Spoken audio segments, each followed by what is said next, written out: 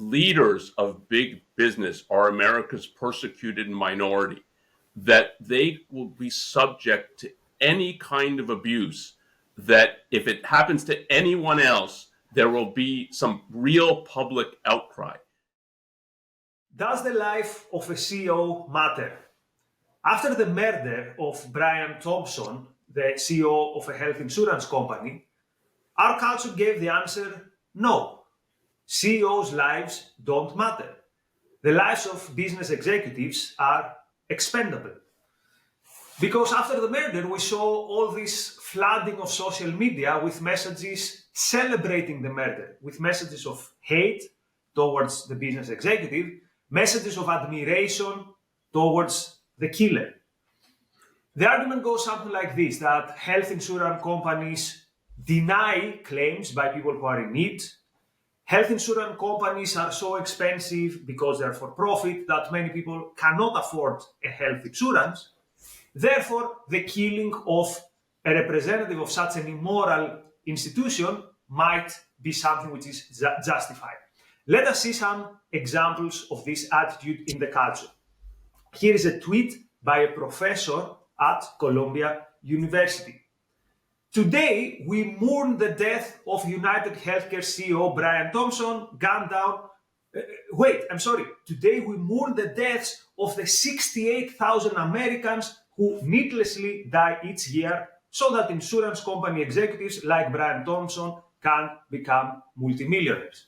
So the message here is very clear that we have all these deaths allegedly because of people like the business executives.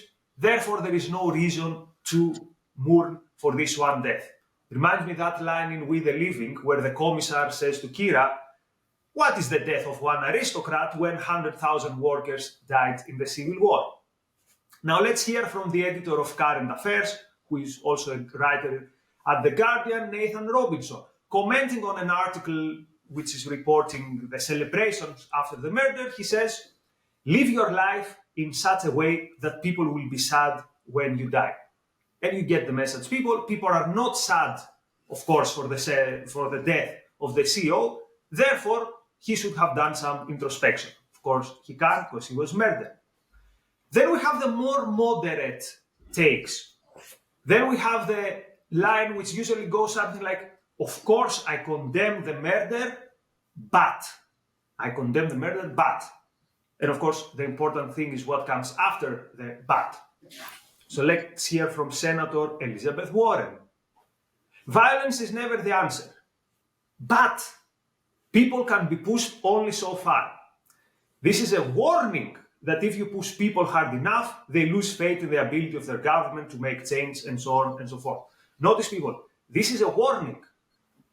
And of course, then the senator she gave an announcement, says, you misunderstood what I said, but it's clear what she's actually saying.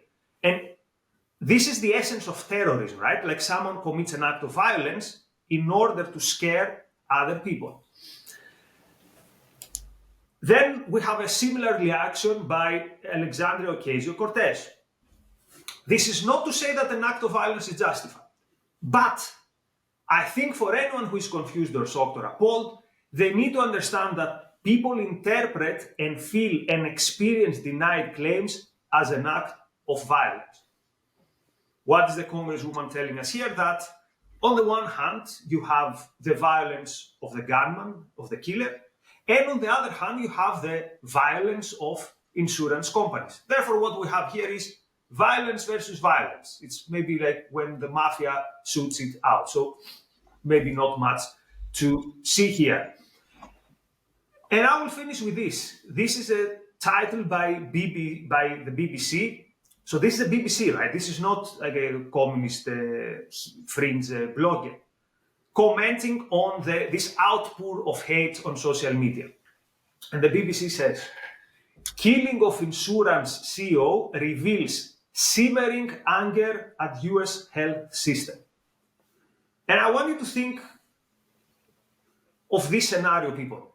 Imagine that there's a black activist assassinated, lynched by white supremacists. And imagine the BBC then reporting it as The lynching of black activists reveals simmering tensions over inner city crime or over black crime. Could you ever imagine such a title? Of course not. Because it is only one group in our society that people are so eager to dehumanize, are so eager to victim blame.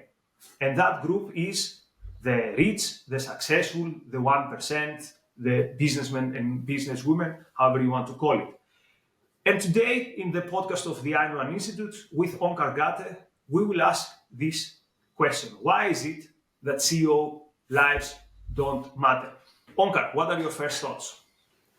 That the whole phenomenon is disgusting. It's really despicable. Unfortunately, it doesn't surprise me because I've known, and this is a point that Ayn Rand stressed of what you were saying, that she called America's pretty big business, and UnitedHealthcare is a big health insurer, one of the biggest in the country, that the leaders of big business are America's persecuted minority, that they will be subject to any kind of abuse, that if it happens to anyone else, there will be some real public outcry. And I think there's been essentially no public outcry. There's been people saying, yeah, this is disturbing that people are celebrating the murder of someone, but there's been no defense of the person qua businessman, qua CEO, qua leading a big business in America. We don't want to talk about that too much because we know that's bad, that's evil, but he was the father of 2 children. So why are you celebrating the death of a father and kids who are now going to grow up without a father? Okay, maybe something's wrong with that. But celebrating the death of a CEO of a big company, we're not going to talk about that because all we would have to do if we talked about it is admit that, yeah, he was doing something wrong and this is unsavory behavior. And you brought up, imagine if the lynching of a black person by white supremacists. Take a non-imaginary case, George Floyd. This was a convicted criminal. I think one of his past crimes before the episode in 2020 was aggravated assault. In the aftermath of George Floyd's death at the hands of the police, there were all kinds of celebrations of George Floyd, not just the police, like this is police misconduct or there's something wrong if our police operate like this, but this guy wasn't a very savory character. I've seen, recently been on some U.S. campuses, and there's portraits of George Floyd and so on. So you can celebrate a convicted criminal, but somebody running a major business in our healthcare industry that keeps millions and millions and millions of people alive. No, we don't dare say anything positive about him. And there's something really, really perverse about that.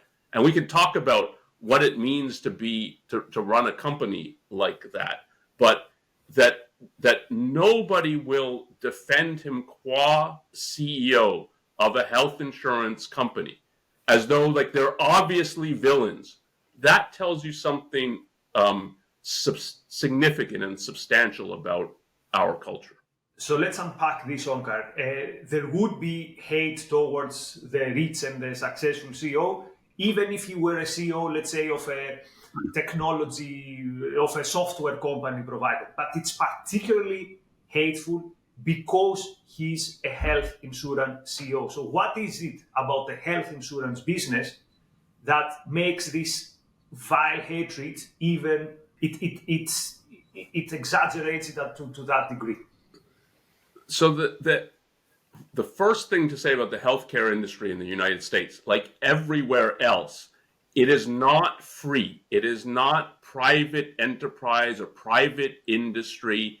It's nothing like, say, the tech industry, where government's trying to get more and more involved and more control. And for instance, the antitrust cases against Google and Apple, or to try to government to dictate what goes on in the tech industry. But relatively speaking, the government has little power right now over the tech industry. It has enormous power over healthcare in the United States. So people think of, oh, the healthcare in the United States is private. No, there's massive, massive government controls, from Medicare to the whole system of insurance. If somebody was really thinking about this, it would be, this isn't really even insurance. It's paying for healthcare through our employers, and there's reasons in the legislation and regulations they passed that it's like that. But I mean, I have health insurance, and it's with UnitedHealthcare. So I take this personally, the demonization of this company. That's not my experience with dealing with UnitedHealthcare. I think they're a productive company that's trying to operate in a space with so heavy government controls, and they're trying to do something good. So just to put that on the table, like I'm a customer of UnitedHealthcare. I, for a number of years, at least for our U.S. employees, it's healthcare through UnitedHealthcare. It's government controlled, and part of what that means is the profit motive doesn't really operate, or it's very hard for it to operate. And there's a brain drain out of fields, particularly in the US. When you get a field that's more government controlled, people don't want to be taking orders from the government all day. And if you've ever talked to some doctors and people in the healthcare field, it's a nightmare of how many forms they have to fill out, how many permissions, will they get reimbursed for this procedure and why, and if they file it in this way, maybe, if they file it in another way, who knows? What will the regulators approve and not approve? And they're trying to deliver and help people with their medical problems, all with having to deal with this third party. And if you think of the insurance companies, I mean, I have home insurance and car insurance. I don't go to the insurance company every time I fill up my gas and like, can you pay for this? And can you pay? But we do it for healthcare. Every time we go to the doctor, it's, will the government, will the health insurance pay? And that means it's not insurance. Insurance that you use when it's a really difficult situation. It's like paying a lot. Like if you're in a car accident, not to fill up your gas tank. And that healthcare is like this is because of government. Government is controlling everything. And I have enormous respect for CEOs and for the companies who are still going to operate in that environment. They don't say, to hell with this, I'm going to do a startup in tech, or I'm going to do something where it's the industry's much freer. Because if all these people abandoned the industry, everything would be like Medicare in the US. And I mean, people with health experience of the US healthcare system, no, you don't want to be a Medicare patient. Like, it's sort of a last resort if you don't have any private insurance. The government delays and denies all kinds of, it's really hard to get treatment. And so these companies, but this, like, it's relevant. Nobody knows anything about the CEO other than he leads UnitedHealthcare. And qua leading an organization like this, you're doing something productive in the face of enormous obstacles that are put in front of you by the government, by government controls, which it really is a nightmare in healthcare. And the idea of that, your reaction to such a person, that like our healthcare system in the US, it's not great, but it's still good. And it provides enormous benefit. And if you don't look at all the companies that are operating in this and think like they're essentially doing something life-serving and productive, there's something really, really wrong with you. Right.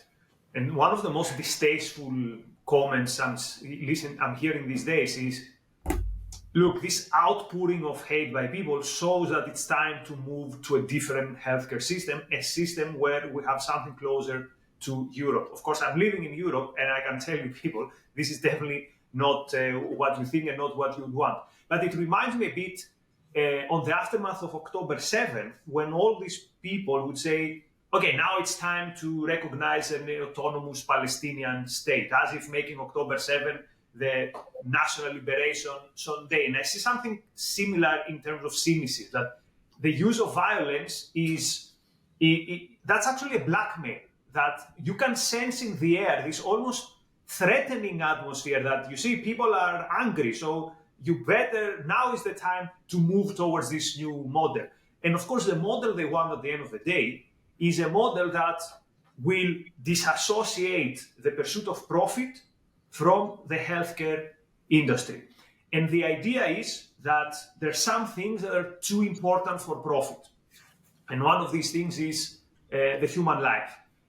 The many examples we hear of people who whitewash the murder is that, I have an experience from a family member who was ill and they submitted a claim and the claim was declined. So when we were at our lowest of low points, the insurance companies gave us something like a death warrant. Do you accept this framework? Is it indeed understandable that because of how the health insurance industry is, some people experience it as, this is the reason why I can't have the healthcare that I need? No, it's not reasonable. So it is true that the system is controlled, and that introduces all kinds of distortions and problems.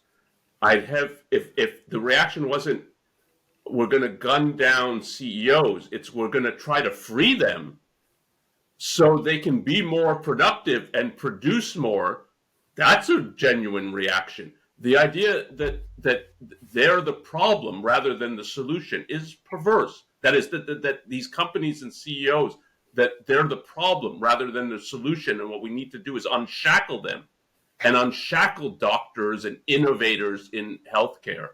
That you're not on the side of human life, as this person was not, and they're labeling it a murder, but you're putting, like, there's a terrorist aspect to it. There's a threat and intimidation. This was an assassination, and in the way that we think of the assassination of JFK or Martin Luther King, like it's sending a message. This was meant to send a message, or at least that's how it's being interpreted. And part of what you said. So, regardless of what was in the mind of the shooter, this is being taken as, yeah, we're on his side because we want to send you a message, and that is terrorism. And what assassination is it's to kill someone for basically religious, political, moral reasons, to send a message, and that's how it should be labeled. And it's clear, not clear, but at least from the facts that emerged, like this was premeditated, sought out. It's not some random killing, and in that sense, it's an assassination. And so you ask, is it understandable?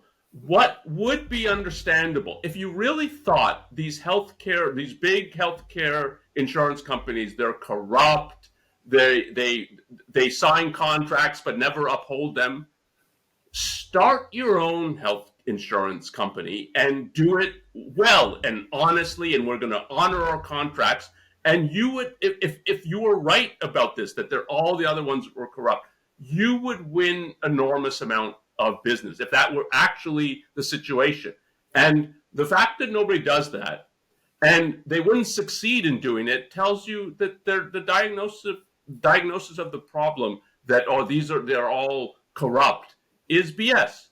It just is not true. That if you look at UnitedHealthcare, and through, this is a bunch of corrupt people that are involved in some kind of scam. And if you think about then how they have to operate, and this is the philosophic issue that drives this, is very much in AOC's, what you quoted, that you have to understand that people who are denied claims to experience that as violence. Why would that be? There's something right about that, but something also perverse about that. If you tell people you have a right to healthcare should be free, nobody has to produce it or pay for it. It just should magically be free, and you have a right to it. Then if you have someone saying, well, we're not paying for this, or this wasn't in the contract, this isn't what the insurance covers, they experience it, but I have a right to that, and I don't have to pay for it. And this is what I've been told over and over again by people like AOC. And if you believe that, if you believe this kind of fantasy that healthcare can somehow be free, which means nobody has to produce it, then that person, by withholding it, is taking away what's rightfully mine. And then you can put it in the category, like, isn't that like a thief who just has robbed me?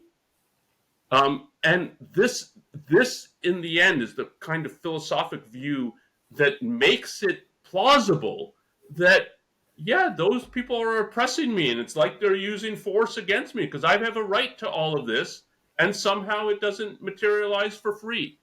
It's so bad to drive this into people's mind, including young people's mind. And this guy's a 20 or 20-something year old. In that context, you can understand people thinking, yeah, I've been deprived of my rights. And isn't that something really, really bad? Yes, except there is no such thing as a right to healthcare. One last comment by me. Even if insurance companies were run in an impeccable way, assuming that all these things that people claim are indeed happening, even if no one had any complaint about any insurance company, still people would see their CEOs as immoral and these companies as immoral. Why? Because they operate for the profit motive, and the idea that you have to do something, which is actually providing medical services, you literally provide life. But the idea that you have to give something back is very, very offensive to people. And let's make something clear. This is not only deranged leftists. Remember the program of the Republicans. Trump said that one thing we're not going to touch is Medicare and Medicaid. So this idea that you are owed this service, which actually means that someone needs to be your servant, someone needs to give you something for nothing. And again, of course, we are very decent human beings. We have empathy. We understand that sometimes people are in an emergency, in which case it might be proper to create a campaign, create people coming together to help, family, friends. But here the expectation is that these people are my servants. Someone somewhere out there has to help me, whether they want it or not. And this is present both in the left, but also in the right. Again, Medicare and Medicaid is the one holy cow that Republicans, at least Republicans of 2024, do not dare touch. Yes, and if you think of in this kind of environment, the difficulty of a health insurance company operating, it's so an insurance contract is a contract. They're covering some things, they're not covering other things. If you have a insurance for your home or your car, like, this is part of what you have to read and what you think about. It's okay, this is covered, but this isn't covered. Is earthquake covered? Is flood damage covered? And you have to think about that. And often, yeah, like, I could pay more to get earthquake coverage or flood coverage, but am I willing to do that, or am I going to take the risk and so on? So it's not just, okay, if anything now happens to my house, I've got insurance, so it's covered. That's not a contract. But people think of healthcare like that precisely because if healthcare is free, what do you mean I've got a contract? Whatever happens to me, the insurance company should be paying.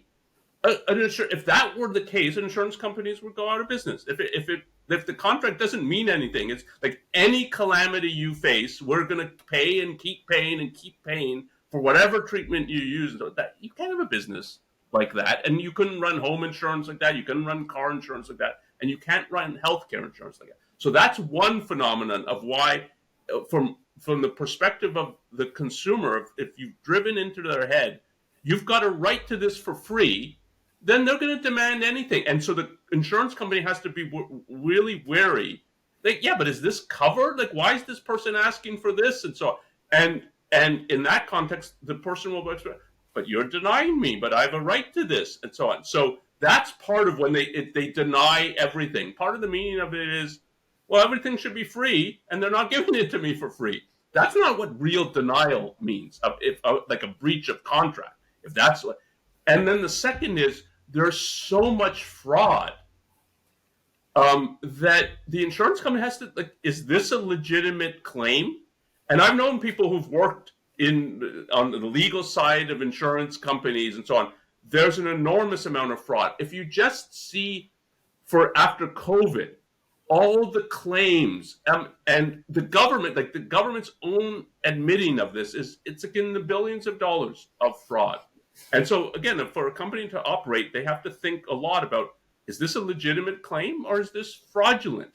And that's not something easy to figure out. And they're going to make mistakes for it. Like they're going to deny some thinking it's fraudulent when it wasn't. And they're going to pay claims that were fraudulent that they couldn't figure out were fraudulent. And that's part of what running an insurance company, and especially in this environment, it's very difficult to do that and do that. Right. And you mentioned that this would bankrupt the insurance companies, but that's exactly what most of people out there want, because then this would lead to they call it in the US, I think, single payment system. Simply put, nationalized healthcare, like the one we have in the UK. And what this means is that you go to the hospital, you hope that you will be accepted. Usually the waiting time is ridiculous. And when you meet the doctor, you have this horrible feeling that he's doing you a favor, because you have nothing to, there is no, and again, people have this very negative idea of the notion of trade. But trade is something very noble, that I give you something, I get something back. Nothing is more honest than this. And this is something which is missing. And again, if people have the experience of Europe, they know how that many doctors couldn't care less. So what you do actually is you hope that the doctor who will happen to see you, right? Because you can't choose, is going to be someone with some conscience and the integrity that he took a profession because he wants to help, and health and life is his value. But you rely on the goodwill of someone you don't know, and to someone who, if he's not a person of goodwill, has no particular reason to take care of you. So let's just make very clear that the alternative to this trade system and this for-profit system is something which I think is immeasurably worse, and immeasurably worse for you, the patient. Because again, I don't want to go to the hospital and hope that I rely on the goodwill of something, but for someone who has no actual motive except from his good conscience to help me. Yeah, and you have experience with the UK system. I have experience with the Canadian system, which isn't quite as far along, I think, as the UK system of nationalizing everything, but in comparison to the US, it's much more nationalized. And it's hard for Americans, I think, to get what it's like under a system like this, that everything's rationed. In many, many places, it's just hard to get a primary care physician. And it's often you need the approval of the primary care to see a specialist. So you can't get to a specialist because you don't have a primary care doctor. Many Canadians, particularly when they have either something serious or something a little uncommon, will go to the US because you can pay for a specialist, you can research you. It's not like you're assigned this doctor, that's who you're assigned. No, I want to try to see this doctor. And I've now had some experience, like real, of some difficult issues, medical issues in the US. And the control you have as a patient is just so dramatically higher in the US because there's still some element of profit and private thing, though it's still heavily controlled by government. It's not as controlled as Canada. And as a patient, yeah, do I want that kind of control over my life and healthcare because it is so important? Yeah, for sure. Right, and let's not make this a whole discussion on the healthcare system, because there's so many things, nightmare stories to say. But I'll just end with this, Onkar, that sometimes we have these key moments that provide an insight into what is the impact of ideas in our culture. And we in the Ayn Rand Institute make this claim. Ayn Rand made this claim that the type of society you live is impacted based on what is the dominant philosophy, what is the dominant ethical prism. And the ethical prism that has been dominant in our society leads exactly to this, to someone having been murdered, executed in cold blood, and I don't know if it's a majority, but a significant number of people are in the axis of, well, okay, I'm not gonna lose much sleep, to open celebration and making jokes and memes, and again, throughout the political spectrum. So, I don't know, that's maybe a warning signal. We should try harder, but here's my takeaway. We should be more open on the difficult discussions. So, for example, yes, everyone can agree that self-interest is okay when you, I don't know, run a business, producing phones. But it's also in these cases that we have to be more brave and say, you know what? No one has a duty to provide you with something irrespective of whether they want to or not. And it's the difficult, the thorny issue of healthcare that sometimes this argument needs to be made. And this has nothing to do with not feeling sadness or not wanting actually to help people who suffer without a fault of their own. But this is completely different from thinking that you are owed something by other people, whether they want to provide it to you or not. Because if you think you're owed something, it means you consider other people your servants. So these are my parting thoughts. Anything more, Onkar? Yeah, so to reiterate something I said earlier, which is, and following up on something you said. So it's fortunately not a majority. I don't even think it's a large minority of people celebrating the assassination of UnitedHealthcare CEO Brian Johnson. But if you ask who's defending him, then it's virtually zero. Other than saying, well, but wasn't he an innocent and violence shouldn't be the way we settle political differences. So that's condemning the violence. It's not saying this person was doing something good and was assassinated for the good that he was doing. So people would say that for Martin Luther King, that, well, he's fighting for civil rights. That's something good. And he was assassinated because he was trying to do something good by someone trying to stop him from doing something good. But here, of someone operating in a controlled healthcare system and still trying to make it function, given all the government controls and so on, it's still, yeah, but healthcare is something good and we want innovation and we want people to go see doctors. Like, I have this view for everybody in the healthcare field, from doctors to nurses to insurance companies. I wouldn't want to operate in this field. It's so heavily controlled. And the idea that, like, I'm going to spend 25% of my time filling out government forms and so on, I just personally, like, I would find it unbearable. And I have enormous respect for the people who can bear it and who still want to do it and who don't quit. And given, yeah, there's all these negatives, but I love the research. I love interacting with patients. I love being able to help people with their health conditions and so on. That is something enormously good for all these people. And that doctors, nurses, the people who pay for the health care, because it's not free, which is a significant part of what the so-called insurance companies do. They're paying for healthcare and helping you get healthcare. And that should be viewed as a positive, not just to be indifferent to this is to be indifferent to your own life and to your health and to your, to sort of the progress of civilization. I have the same view of the companies that develop vaccines, new drugs, and so on. All of this is pushing human life forward. And it's to just say, oh yeah, I condone the violence. If you can't recognize that he was assassinated for something good, and that is really, really evil, then you don't have the right way to think about good and evil.